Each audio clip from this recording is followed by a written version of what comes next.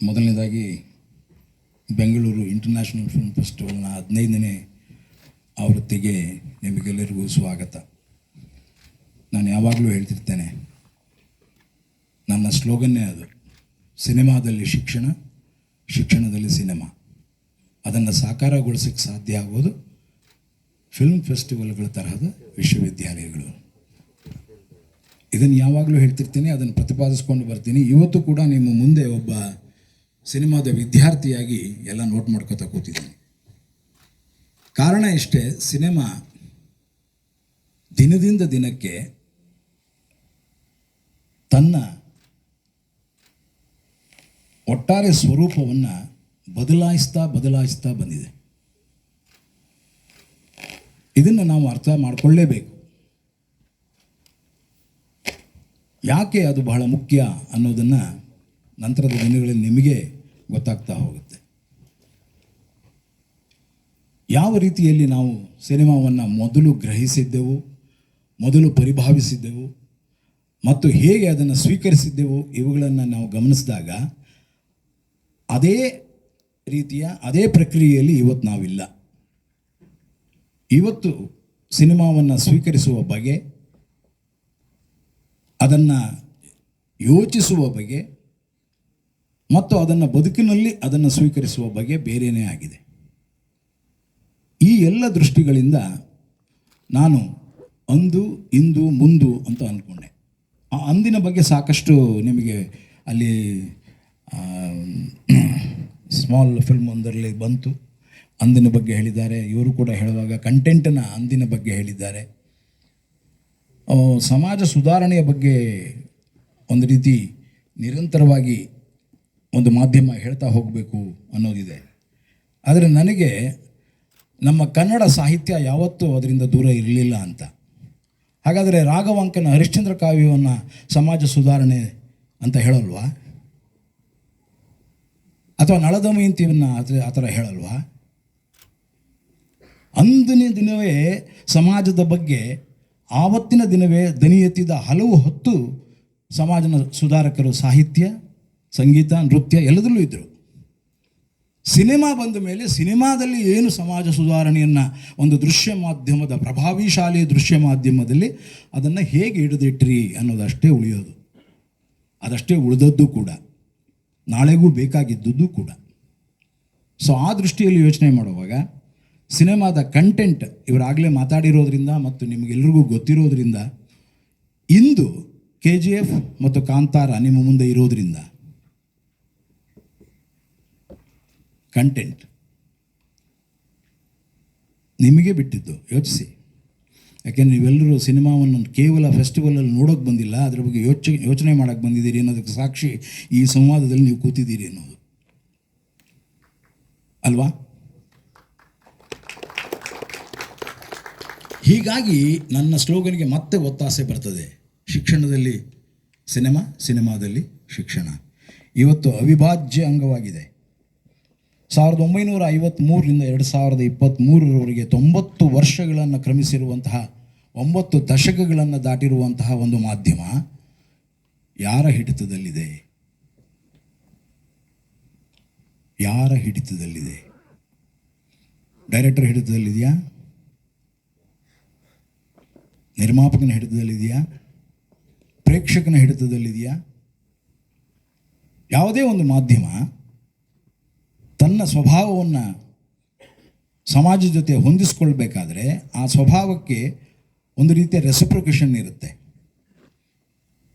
ಹಾಗಾದರೆ ಇವೆಲ್ಲ ಈಗ ಕಂಟೆಂಟ್ ನಾವು ದುಡ್ಡು ಮಾಡಿದ್ದು ಭಾಳ ದೊಡ್ಡ ಮಟ್ಟದ ಕಂಟೆಂಟ್ ಅನ್ನೋದಾದರೆ KGF ಅಂತ ಕಂಟೆಂಟನ್ನು ನಾವು ಒಪ್ಕೊಂಡಿದ್ದೀವಿ, ಹೌದಾ ಇಲ್ವಾ? 1000 ಕೋಟಿ ಸರ್, ಸುಮ್ಮನೆನಾ ಸರ್? ಕಂಟೆಂಟ್ ಬಗ್ಗೆ ಯೋಚನೆ ಮಾಡೋದಾದರೆ, ಸಾಮಾಜಿಕ ಬದ್ಧತೆಗಳನ್ನು ಯೋಚನೆ ಮಾಡೋದಾದರೆ ಅಲ್ಲ. ಇದೊಂದು ವ್ಯಾಪಾರ. ಜಾಗತಿಕ ವ್ಯಾಪಾರದಲ್ಲಿ, ಜಾಗತಿಕ ಮಾರುಕಟ್ಟೆಯಲ್ಲಿ ನೀವು ಇವತ್ತು ಯಾವ ರೀತಿ ನಿಮ್ಮನ್ನು ನೀವು ಪ್ರದರ್ಶಿಸಬೇಕು, ಪ್ರಚಾರಪಡಿಸಿಕೊಳ್ಳಬೇಕು ಮತ್ತು ಹೇಗೆ ಅದನ್ನು ನಾವು ಕೈಯಲ್ಲಿ ಹಿಡಿದಿಡಬೇಕು. ಕನ್ನಡ ಸಿನಿಮಾ ಅಲ್ಲಿವರೆಗೆ ಅಂತ ಹೇಳಿದಾಗ ಹಾಗಾದರೆ ಕಂಟೆಂಟ್ ಅಂತನ್ನುವಂತಹ ಪದಕ್ಕೆ ಅರ್ಥವಿಲ್ಲದ ಹಾಗೆ ಸಾಕಷ್ಟು ಸಿನಿಮಾಗಳು ಅವನ್ನು ಇವತ್ತಿಗೂ ಕೂಡ ಜನ ನೋಡ್ತಾರೆ ಅನ್ನೋ ಕಾರಣಕ್ಕಾಗಿ ಆಗ್ತಾ ಇರೋದ್ರಿಂದ ಯಾವ ಸಾಮಾಜಿಕ ಬದ್ಧತೆಯೂ ಇದರಲ್ಲಿ ಇಲ್ಲ. ಸಾಮಾಜಿಕ ಬದ್ಧತೆ ಇದೆ ಅಂತ ಮಾಡಿದಂಥ ಎಷ್ಟೋ ಸಿನಿಮಾಗಳು ಮುಗ್ಗರಿಸಿ ಬಿದ್ದಿರೋದ್ರಿಂದ ಅದು ಸಾಮಾಜಿಕ ಬದ್ಧತೆಯುಳ್ಳ ಹಲವು ಸಿನಿಮಾಗಳು ನಮ್ಮ ಕನ್ನಡ ಸಿನಿಮಾಗಳೇ ಇಲ್ಲಿ ನಡೀತಾ ಇದೆ.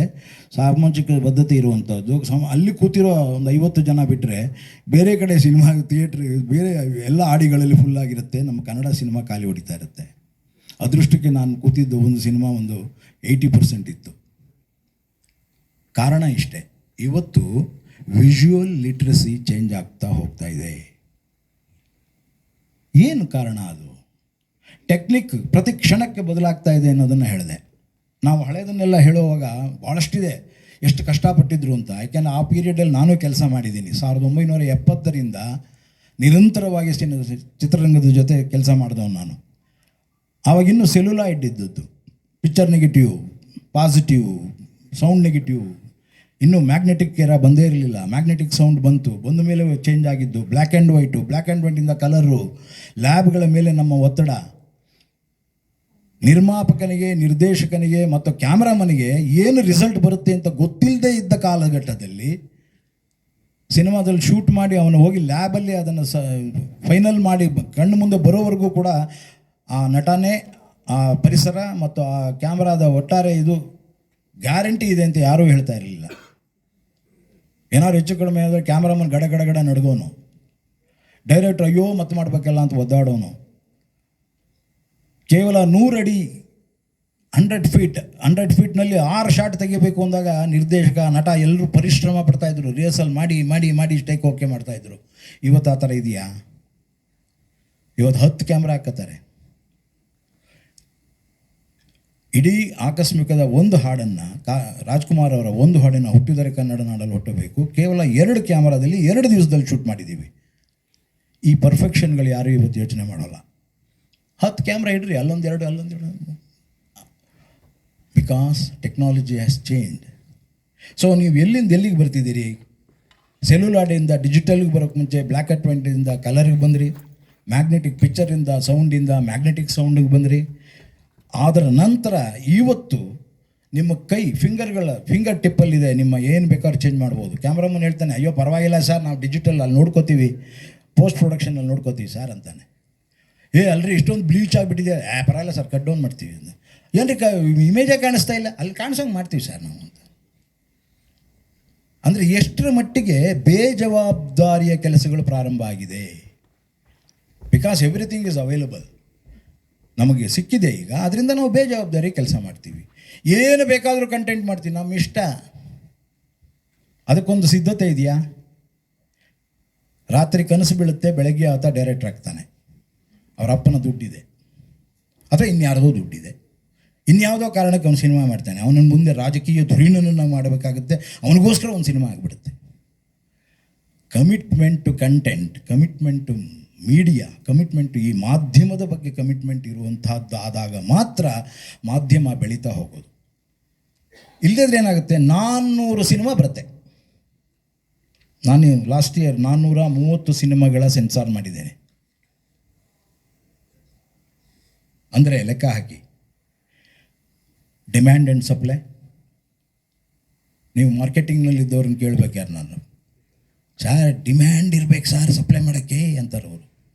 ಇಲ್ಲದೇ ಸಪ್ಲೈ ಜಾಸ್ತಿ ಆದರೆ ಏನಾಗುತ್ತೆ? ಸರ್ಪ್ಲಸ್ ಏನಾಗುತ್ತೆ? ಇವತ್ತು ಒಂದು ವಾರದಲ್ಲಿ 7 ಸಿನಿಮಾ 8 ಸಿನಿಮಾ ರಿಲೀಸ್ ಆಗುತ್ತೆ. ಅದನ್ನು ಆಮೇಲೆ ಮಾರ್ಕೆಟ್ನವ್ರು ಮಾತಾಡ್ತಾರೆ. ಯಾರಿಗಾರು ದುಡ್ಡು ಬಂದಿದೆಯಾ ಅಂತ ಅವನೇ ಹೇಳಲ್ಲ. ದುಡ್ಡು ಕಳೆದುಕೊಳ್ಳುವಂತಹ ಒಂದು ಪ್ರಕ್ರಿಯೆಯಲ್ಲಿ ಎಷ್ಟು ಚೆನ್ನಾಗಿ ನಾವೆಲ್ಲರೂ ಇನ್ವಾಲ್ವ್ ಆಗ್ತಾ ಇದ್ದೀವಿ ಅನ್ನೋದಕ್ಕೆ ಅದೊಂದು ಆರ್ಟ್ ಫಾರಮ್. ಆ ಆರ್ಟ್ ಫಾರಮನ್ನು ನಾವು ಉಳಿಸಿಕೊಳ್ಳುವ ಮತ್ತು ಬೆಳೆಸಿಕೊಳ್ಳುವ ಬಗೆ ಹೇಗೆ ಅನ್ನೋದರ ಬಗ್ಗೆ ಯಾವ ಚಿಂತನೆಯೂ ಇಲ್ಲ. ಅದು ಮೂಲದಲ್ಲಿ ಆಗಬೇಕಾದ ಕೆಲಸಗಳನ್ನು ಅದು ಮಾಡ್ತಾ ಇಲ್ಲ. ಆದ್ದರಿಂದ ನಾನು ಅಂದು ಮತ್ತು ಇಂದು ಎರಡನ್ನೂ ಬಿಟ್ಟು ಮುಂದಕ್ಕೆ ಹೋಗ್ತೇನೆ. ಹೇಗೆ ಉಳಿಸ್ಕೋಬೇಕು ಇದನ್ನು, ಹೇಗೆ ಅದನ್ನು ಒಂದು ಆರ್ಟ್ ಫಾರಮ್ನಿಂದ ವಾಣಿಜ್ಯೋದ್ಯಮವಾಗಿ ಅದನ್ನು ಬೆಳೀತಾ ಇರುವಂತಹ ಕಾಲಘಟ್ಟದಲ್ಲಿ ಅದನ್ನು ಯಾವ ರೀತಿ ಮಾಡಬೇಕು. ನಮ್ಮಲ್ಲಿ ಸರ್ ಹೇಳುವಾಗ 2 ರೀತಿಯ ಸಮಾಜ ಬದ್ಧತೆ ಇದೆ ಅಂತ ಹೇಳಿದರು. ಕಮರ್ಷಿಯಲ್ ಸಿನಿಮಾ, ಆರ್ಟ್ ಸಿನಿಮಾ ಅಂತ. ಅಂದರೆ ದುಡ್ಡು ಮಾಡೋದು ಒಂದಷ್ಟು ರೀತಿಯ ಸಾಮಾಜಿಕ ಬದ್ಧತೆ ಇರುವಂಥದ್ದು, ಕೆಲವು ದುಡ್ಡು ಮಾಡದೇ ಇರುವಂಥದ್ದು ಇತ್ಯಾದಿ. ಇವೆರಡರ ಬ್ಲೆಂಡ್ ಆಗೋದಕ್ಕೆ ಸಾಧ್ಯವೇ ಇಲ್ವಾ? ಆಗಿದೆ, ಸಾಕಷ್ಟು ಆಗಿದೆ. ಸಾಕಷ್ಟು ನಿರ್ದೇಶಕರು ಅದನ್ನು ಸಾಧಿಸಿದ್ದಾರೆ. ಭಾರತೀಯ ಚಲನಚಿತ್ರರಂಗ ಆ ರೀತಿ ಬಹಳ ಅದ್ಭುತವಾಗಿ ಬೆಳೆದು ಬಂದ ಕಾರಣ ಯಾಕಪ್ಪ ಅಂತಂದರೆ, ಅದು ತನ್ನ ಆರ್ಟ್ ಫಾರಮನ್ನು ಮತ್ತು ಅದರ ಕಮರ್ಷಿಯಲ್ ಫಾರಮನ್ನು ಎರಡನ್ನೂ ಒಂದು ಗ್ರಿಪ್ಪಲ್ಲಿ ತಗೊಂಡು ಸಿನಿಮಾಗಳನ್ನ ಮಾಡ್ತಾ ಬಂದದ್ದು. ಇವತ್ತು ಯಾವುದೇ ಒಂದು ಸಮಾಜ ಒಂದು ಎಕ್ಸ್ಪರ್ಟೈಸ್ ಇಲ್ಲದೆ ಕೆಲಸ ಮಾಡೋಲ್ಲ, ಒಂದು ವೃತ್ತಿ ಕೌಶಲ್ಯತೆ ಇಲ್ಲದೆ ಕೆಲಸ ಮಾಡೋಲ್ಲ. ನೀವು ಯಾರನ್ನೇ ಬೇಕಾದ್ರೆ ತಗೊಳ್ಳಿ, ಅದೇ ವೃತ್ತಿಯಲ್ಲಿ ಮಾಡಬೇಕಾದ್ರೆ ಒಬ್ಬ ಸೈಕಲ್ ಶಾಪ್ ಇಡಬೇಕಾದ್ರೆ ಸೈಕಲ್ ಶಾಪ್ನ ಪಂಚರ್ ಹಾಕೋದು ಗೊತ್ತಿಲ್ಲದಿದ್ರೆ ಅವನು ಸೈಕಲ್ ಶಾಪ್ ಇಡಲ್ಲ, ಅಥವಾ ಬ್ಲೋ ಹೊಡೆಯೋದು ಗೊತ್ತಿಲ್ಲದಿದ್ರೆ ಸೈಕಲ್ ಶಾಪ್ ಇಡಲ್ಲ, ಅಥವಾ ಸೈಕಲ್ ತುಳಿಯೋದೇ ಗೊತ್ತಿಲ್ಲದಿದ್ರೆ ಅವನು ಸೈಕಲ್ ಶಾಪ್ ಇಡಲ್ಲ. ಅಂತಹ ಪರಿಸ್ಥಿತಿ ಇರುವಾಗ cinema is no man's land ಅಲ್ಲ. ಹಾಗಾಗಿ ಮುಂದೆ ನಮಗೆ ಬೇಕೇ ಬೇಕಾಗಿರುವಂತಹ ಹಲವು 10 ಕ್ರಮಗಳನ್ನು ನಿಮ್ಮ ಮುಂದೆ ಇಟ್ಟು ನನ್ನ ಮಾತನ್ನು ಮುಗಿಸ್ತೇನೆ. ಮೊದಲನೇದಾಗಿ, ಇವತ್ತು ಸೋಷಿಯಲ್ ಮೀಡಿಯಾ ಏನನ್ನು ಬಳಸ್ತಾ ಇದೆ? ಆಡಿಯೋ ಮತ್ತು ವಿಜುವಲ್, AV ಸೋಷಿಯಲ್ ಮೀಡಿಯಾ ಬಳಸ್ತಾ ಇದೆ ತಾನೆ. ಹಾಗಾದರೆ ಆಡಿಯೋ ವಿಜುವಲನ್ನು ಎಷ್ಟರ ಮಟ್ಟಿಗೆ ನಾವು ಮಾರ್ಕೆಟಿಂಗ್ ಮೀಡಿಯಾಗೆ, ಮಾರ್ಕೆಟಿಂಗ್ ವಿಜುವಲ್ ಆಗಿ, ಮಾರ್ಕೆಟಿಂಗ್ ಆಡಿಯೋ ಆಗಿ, ಮಾರ್ಕೆಟಿಂಗ್ ಪ್ರಾಪರ್ಟಿ ಆಗಿ ಅದನ್ನು ಕನ್ವರ್ಟ್ ಮಾಡ್ತಾ ಇದ್ದೇವೆ? ಸಿನಿಮಾ ಅದನ್ನು ಮಾಡ್ತಾ ಇದೆಯಾ? ಏನು ಸರ್ ಇದೆಯಲ್ಲ ಸರ್, ನಮಗೆ ಆ ಕಡೆ KGF ಇದೆ, ಆ ಕಡೆ ಕಾಂತಾರ ಇದೆ, 1 ಅಥವಾ 2, ಎಷ್ಟು ಪರ್ಸೆಂಟ್ ಅದು 400ಕ್ಕೆ? -0.002. ನಾವು ಅದನ್ನು ಮಿನಿಮಮ್ 50-50ಗಾರು ತರಬೇಕಲ್ಲ. ಸೊ ಆ ದೃಷ್ಟಿಯಲ್ಲಿ ನಾವು ಈ ಮಾರ್ಕೆಟಿಂಗ್ ಪ್ಲ್ಯಾಟ್ಫಾರ್ಮ್ಗಳನ್ನು ಇವತ್ತೆಲ್ಲರೂ ಹೇಳ್ತೀವಿ, OTT ಇದೆ, ಅದಿದೆ, ಇದಿದೆ ಅಂತ. ಕನ್ನಡ ಸಿನಿಮಾ ಎಷ್ಟು OTTಯಲ್ಲಿದೆ, ಎಷ್ಟು ಬೇರೆ ಬೇರೆ ಪ್ಲ್ಯಾಟ್ಫಾರ್ಮ್ಗಳಲ್ಲಿ ಅದನ್ನು ತನ್ನಂತ ಸಾಧಿಸ್ಕೊಂಡಿದೆ ಅಂದಾಗ ನಾವು ಮಾರ್ಕೆಟಿಂಗ್ ಬಗ್ಗೆ ಎಷ್ಟು ವೀಕ್ ಆಗಿದ್ದೀವಿ ಅನ್ನೋದು ಅರ್ಥ ಆಗುತ್ತೆ. ಹಾಗಾದರೆ ಮೊದಲು ಅವುಗಳನ್ನು ಸರಿಪಡಿಸಬೇಕಾಗಿದೆ. ಸರ್ಕಾರಗಳಷ್ಟೇ ಅಲ್ಲ, ಲೈಕ್ ಮೈಂಡೆಡ್ ಪೀಪಲ್ಗಳು ಕೂಡ ಅದನ್ನು ಸೇರಿ ಒಂದು ಸಂಘಟಿತವಾಗಿ ಕೆಲಸ ಮಾಡಬೇಕಾಗಿದೆ. ಇಲ್ಲದಿದ್ದರೆ ಸಾಧ್ಯವೇ ಇಲ್ಲ. ಆರ್ಟಿಫಿಷಿಯಲ್ ಇಂಟೆಲಿಜೆನ್ಸ್ ಇವತ್ತು ಎಲ್ಲಿವರೆಗೆ ಬಂದಿದೆ ಅಂದರೆ, ನೀವು ನಾಳೆ ಸಿನಿಮಾನ 50% AI ಇಂದ ಮಾಡಿರ್ತೀರಿ. ಇವತ್ತು ನಾನೇ ಯಾವುದೋ ಒಂದು ಕ್ಯಾರೆಕ್ಟರೈಸೇಷನ್ಗೆ ಆರ್ಟಿಫಿಷಿಯಲ್ ಇಂಟೆಲಿಜೆನ್ಸ್ ಜೊತೆಯಲ್ಲಿ ಕೆಲಸ ಮಾಡ್ತಾ ಇದ್ದೀನಿ. ನನಗೆ ಬೇಕಾದ ಕ್ಯಾರೆಕ್ಟರ್ ತಾನಾಗಿ ಮೂಡಿ ಬರ್ತಾ ಇದೆ. ಮೊದಲು ಎಷ್ಟು ಕಷ್ಟಪಡ್ತಾ ಇದ್ವಿ, ಒಬ್ಬ ಸ್ಕೆಚ್ ಮಾಡೋನು ಕರಿತಿದ್ವಿ, ಅವನು ನಾನು ಹೇಳ್ದಂಗೆ ಬರೀತಿದ್ದ, ಇಲ್ಲಮ್ಮ ಈ ಥರ ಮಾಡು, ಆ ಥರ ಮಾಡೋದು. ಒಂದು 15 ದಿವಸ, 1 ತಿಂಗಳಾದರೂ ಅದು ಆ ಸ್ಕೆಚ್ ರೆಡಿ ಆಗ್ತಿರಲಿಲ್ಲ. ಇವತ್ತು ಕೇವಲ 2 ದಿನದಲ್ಲಿ ಅದು ಸ್ಕೆಚ್ ರೆಡಿ ಆಗುತ್ತೆ. ಚೇಂಜಸ್ ಹೇಳಿದ ಕೂಡಲೇ ಇನ್ನೊಂದು 3 ದಿವಸದಲ್ಲಿ ಮತ್ತೆ ರೆಡಿ ಆಗುತ್ತೆ. ಇಂತಹ ಪರಿಸ್ಥಿತಿಯಲ್ಲಿರುವಾಗ ನಾವು AI ಟೋಟಲಿ ಮರೆಯೋದಕ್ಕೆ ಸಾಧ್ಯ ಇಲ್ಲ, ಪಕ್ಕಕ್ಕಿಡೋಕ್ಕೆ ಸಾಧ್ಯ ಇಲ್ಲ. ಆರ್ಟಿಫಿಷಿಯಲ್ ಇಂಟೆಲಿಜೆನ್ಸ್ ಜೊತೆ ನಮ್ಮ ಸಿನಿಮಾ ಬೆಳಿಬೇಕಾಗಿದೆ. ನಾವು ಮೊದಲು ಸಿನಿಮಾಯಿಂದ ಟೆಲಿವಿಷನ್ ಬಂದ ಕೂಡಲೇ ಎಲ್ಲರೂ ಗಾಬರಿ ಆಗಿಬಿಟ್ರು, ಅಯ್ಯೋ ಟೆಲಿವಿಷನ್ ಬಂದುಬಿಡ್ತು, ಸಿನಿಮಾ ಸತ್ತೇ ಹೋಗುತ್ತೆ ಅಂತ. ನಾವು ಸಿನಿಮಾದವರು ಟೆಲಿವಿಷನ್ನಲ್ಲೂ ಕೆಲಸ ಮಾಡಿದ್ವಿ, ಟೆಲಿವಿಷನನ್ನು ಬಳಸ್ಕೊಂಡ್ವಿ, ಸಿನಿಮಾಗೆ ಒತ್ತಾಸೆಯಾಗಿ ಇಟ್ಕೊಂಡ್ವಿ. ಹಾಗಾಗಿ ಸಿನಿಮಾ ಮತ್ತು ಟೆಲಿವಿಷನ್ ಎರಡನ್ನೂ ಕಾಂಕರ್ ಮಾಡೋಕ್ಕೆ ಶುರು ಮಾಡಿದ್ವಿ. ಹಾಗೇ ಆಗಬೇಕು. ನಾಳೆ ಆರ್ಟಿಫಿಷಿಯಲ್ ಇಂಟೆಲಿಜೆನ್ಸ್ ಜೊತೆಲೇ ನಮ್ಮ ಫಿಲ್ಮ್ ಮೇಕಿಂಗಿನ ಒಂದು ಹೊಸ ಹುಡುಕಾಟ ಶುರುವಾಗಬೇಕು. ಆದರೆ ಏನಾಗ್ತಿದೆ, ನಮ್ಮಲ್ಲಿ ದುಡ್ಡಿಲ್ಲ ಅನ್ನೋ ಕಾರಣಕ್ಕಾಗಿ ನಾವು ಬೇರೆಯೇ ಒಂದು ಅರ್ಥದಲ್ಲಿ ಹೋಗ್ತಾ ಇದ್ದೇವೆ. ಒಂದು ಲೋ ಬಡ್ಜೆಟ್ ಫಿಲ್ಮ್ ಮಾಡ್ತಿದ್ದೀವಿ ಸರ್ ಅಂತಾರೆ, ಇಲ್ಲದಿದ್ದರೆ ಒಂದು ಆರ್ಟಿಸ್ಟಿಕ್ ಫಿಲ್ಮ್ ಮಾಡ್ತಿದ್ದೀವಿ ಸರ್ ಅಂತಾರೆ, ಒಂದು ಆರ್ಟ್ ಫಿಲ್ಮ್ ಅಂತಾರೆ. ಅದು ಎರಡೂ ಇಲ್ಲದಿದ್ದರೆ ಸಾರ್ ಒಂದು ಅವಾರ್ಡ್ ಫಿಲ್ಮ್ ಮಾಡ್ತಿದ್ದೀವಿ ಸರ್ ಅಂತಾರೆ. ಅವನಿಗೆ ಆಗಲೇ ಅವಾರ್ಡ್ ಬಂದುಬಿಟ್ಟಿರುತ್ತೆ, ಅವನಿನ್ನೂ ಸಿನಿಮಾನೇ ಮಾಡಿಲ್ಲ. ಅವನ ಅಪ್ರೋಚೇ ಅಷ್ಟು. ಅಂದರೆ ಕಡಿಮೆ ಬಡ್ಜೆಟಲ್ಲಿ ಯಾರಿಗೂ ದುಡ್ಡು ಕೊಡದೆ ಎಲ್ಲರೂ ಸೇರ್ಕೊಂಡ್ಬಿಟ್ಟು ಹೆಂಗೋ ಮಾಡಿಬಿಟ್ಟು ಅವಾರ್ಡ್ ಬಂದುಬಿಡುತ್ತೆ ಅಂತ. ಹಾಗಾದರೆ ಕಂಟೆಂಟ್ ಆಗಲಿ, ಮೇಕಿಂಗ್ ಆಗಲಿ ಹೇಗೆ ಸಾಧ್ಯ ಆಗುತ್ತೆ? ಅದು ಆ ಸಬ್ಜೆಕ್ಟ್ ಏನು ಕೇಳುತ್ತೋ ಅಷ್ಟು ಬಡ್ಜೆಟ್ ಕೊಡಲೇಬೇಕು, ಆಗಲೇ ಆ ಸಿನಿಮಾ ತನ್ನತನವನ್ನು ಕಾಪಾಡ್ಕೊಳ್ಳೋದು. ಇಲ್ಲದ್ರೆ ಕಾಪಾಡೋಕ್ಕೆ ಸಾಧ್ಯವೇ ಇಲ್ಲ. ಇಂತಹ ಇದಿರುವಾಗ ಬಹಳ ಮುಖ್ಯವಾಗಿ ಆಗಬೇಕಾಗಿರೋದು ವಿಜುವಲ್ ಲಿಟ್ರಸಿ. ಶಿಕ್ಷಣದಲ್ಲಿ ಸಿನಿಮಾ ಬರಲೇಬೇಕು. ನೀವೇ ಈಗ ಮೊಬೈಲ್ಗಳನ್ನ ಇಟ್ಕೊಂಡು ಒಬ್ಬೊಬ್ಬರು ಯಾರಾದರೂ ಒಬ್ಬರು ಬರೀತೀರಾ ಏನಾದರೂ ಪೆನ್ನಲ್ಲಿ? ಪೆನ್ ಇದೆಯಾ? ಎಲ್ಲ ಬೆರಳುಗಿರಾಕಿಗಳು. ಸೊ ಬರೆಯುವುದು ನಿಂತು ಹೋಗಿದೆ. ಯಾವಾಗ ಬರೆಯುವುದು ನಿಂತು ಹೋಯ್ತೋ, ನೀವು ಬರೆಯೋದು ಹೋಗಿ ನೀವು ಆ ವಿಜುವಲ್ ಇದ್ರ ಮೇಲೆ ಆಟ ಆಡ್ತಾ ಇದ್ದೀರಿ, ಆ ಕೀ ಪ್ಯಾಡ್ಗಳ ಮೇಲೆ ಆಟ ಆಡ್ತಿದ್ದೀರಿ. ಒಂದು ಹಾರ್ಟ್ ಹಾಕಿ ಒಂದು ಯಾರೋ ಹಾಕ್ಬಿಟ್ಟು ಕಳಿಸ್ಬಿಡ್ತೀರ ಐ ಲವ್ ಯು ಅಂತ, ಬೇರೆ ಏನು ಹೇಳೋದೇ ಇಲ್ಲ. ಒಂದು ಚಿತ್ರಿಕ ಪ್ರಪಂಚವನ್ನು ಸೃಷ್ಟಿ ಮಾಡ್ತಾ ಇದ್ದೀರಿ. ಬೇರೆ ಬೇರೆ ಚಿತ್ರಿಕೆಗಳನ್ನು ಬಳಸ್ಕೊಳ್ತಾ ಅದರ ಮುಖಾಂತರ ನಿಮ್ಮ ಭಾಷೆಯನ್ನು ಬೇರೆ ರೀತಿ ಹೇಳಕ್ಕೆ ಶುರು ಮಾಡಿದ್ದೀರಿ. ಈ ಭಾಷೆಯನ್ನು ನಾವು ಇವತ್ತು ವಿಜುವಲ್ ಲಿಟ್ರಸಿಗೆ ಗೊತ್ತಿರುವಂತಹ ಪ್ರತಿಯೊಬ್ಬನೂ ಮಾಡ್ತಿದ್ದಾನೆ ಅಂದಮೇಲೆ ಸಿನಿಮಾಗೆ ಇನ್ನಷ್ಟು ಹೆಚ್ಚಿನ ಕೌಶಲ್ಯ ಬೇಕಲ್ವಾ? ಆ ಕೌಶಲ್ಯವನ್ನು ಕಲಿಸಬೇಕಾದದ್ದು ಯಾರು? ಅದಕ್ಕೆ ಬೇಕಾದ ಸಿಲೆಬಸ್ ಇದೆಯಾ? ಅದನ್ನು ಮಾಡಬೇಕಾದವ್ರು ಯಾರು? ಅದನ್ನು ಎಲ್ಲಿ ತರ್ತಿದ್ದೀರಿ? ಒಂದು ವರ್ಕ್ಶಾಪ್ ಮಾಡಿದ್ರಿ, ವರ್ಕ್ಶಾಪ್ ಆಯಿತು, ಮಾತುಕತೆ ಆಯಿತು, ಅದಾದಮೇಲೆ ಆ ಹುಡುಗನೇ ಮತ್ತು ಆ ಹುಡುಗಿಯ ಬೆಳವಣಿಗೆಗೆ ಬೇಕಾದಂಥ ಪೂರಕವಾದಂಥ ಒಂದು ಸಿಸ್ಟಮ್ ಇಲ್ಲ. ನಾವು ಸೀದಾ ಮಾರ್ಕೆಟಿಂಗ್ ಸಿಸ್ಟಮ್ ಕೊಟ್ಟೋಗಿದ್ದೀವಿ. ಸೀದಾ ಮಾರ್ಕೆಟ್ ಮಾಡೋದು ಮೇಲೆ, ಅಲ್ಲಿ ಗಾಳಿನಲ್ಲಿ ಏನಿದೆಯೋ ಗೊತ್ತಿಲ್ಲ, ಅಲ್ಲಿ ಮಾರ್ಕೆಟ್ ಮಾಡ್ತಾಯಿದ್ದೀವಿ. ಬುಡದಲ್ಲಿ ಒಂದು ಅಡಿಪಾಯ ಹಾಕಬೇಕಾಗಿತ್ತಲ್ಲ. ವಿಜುವಲ್ ಲಿಟ್ರಸಿ ಅಂದರೆ ಏನು ಮಕ್ಕಳೇ? ನೀವು ಅರ್ಥ ಮಾಡ್ಕೋಬೇಕಾಗಿರೋದು ಇಲ್ಲಿ ಬರೀ ನಟನೆ ಅಲ್ಲ. ಇವತ್ತಾಗುತ್ತಾ ಬರೀ ಆ್ಯಕ್ಟರ್ ಒಬ್ಬರನ್ನ ಇಟ್ಕೊಂಡು ಸಿನಿಮಾ ಮಾಡ್ತೀವಿ ಅಂತ? It is a federal art. Cinema is a federal art, ಒಂದು ಸಾಂಘಿಕವಾದಂತಹ ಕಲೆ. ಆ ಸಾಂಘಿಕವಾದ ಕಲೆಯಲ್ಲಿ ಮುಂದೆ ನಾವು unless and otherwise we are trained ಒತ್ತಿ ಒತ್ತಿ ಹೇಳ್ತಾ ಇದ್ದೀನಿ, trained we will not come out. ಮೊದಲಿತ್ತು ಒಂದು ಕಾಲ, ಆದರೆ ನಾವು ಕೂಡ ಕಲ್ತದ್ದು ಹೇಗೆ? ಗುರು ಶಿಷ್ಯ ಪರಂಪರೆಯಲ್ಲಿ ಕಲ್ತ್ಕೊಂಬಂದ್ವಿ. ಆ ಗುರುವಿನ ಹತ್ರ ಕೆಲಸ ಮಾಡಿದ್ವಿ, 10 ವರ್ಷ 15 ವರ್ಷ ಕೆಲಸ ಮಾಡಿದ್ವಿ. ಜಿ ವಿ ಅಯ್ಯರ್ ಹತ್ರ ಒಂದು ಅಷ್ಟು ದಿವಸ, ಕಾರಂತರ ಹತ್ರ ಅಷ್ಟು ದಿವಸ, ಕಾರ್ನಾಡರ ಜೊತೆ ಅಷ್ಟು ದಿವಸ. ಅವರ ಎಲ್ಲ ಪ್ರತಿಭೆಗಳ ಒತ್ತಾಸೆಯನ್ನು ನಾವು ನಮ್ಮ ಮೂಸೆಯಲ್ಲಿ ಹಿಡ್ಕೊಳ್ಳೋಕೆ ಪ್ರಯತ್ನ ಪಟ್ವಿ, ಗುರು ಶಿಷ್ಯ ಪರಂಪರೆಯಲ್ಲಿ ಬಂದವರು. ಆದರೆ ಈಗ ಆಗಿಲ್ಲ.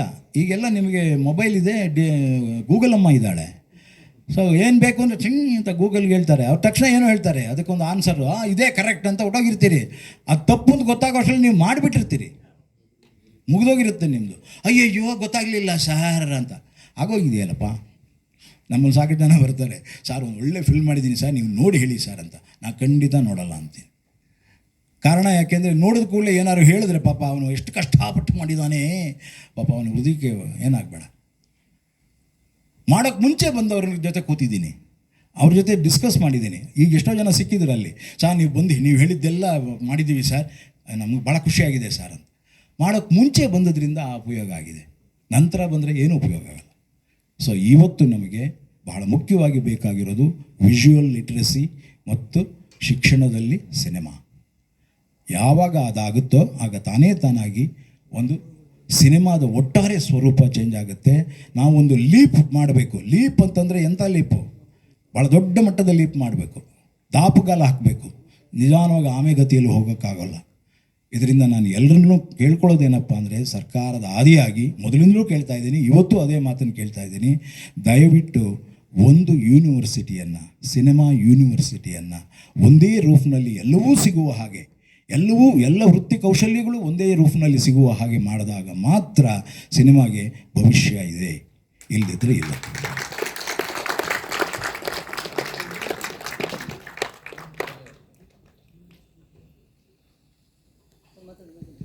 ಧನ್ಯವಾದಗಳು. ಇದು ಒಂದು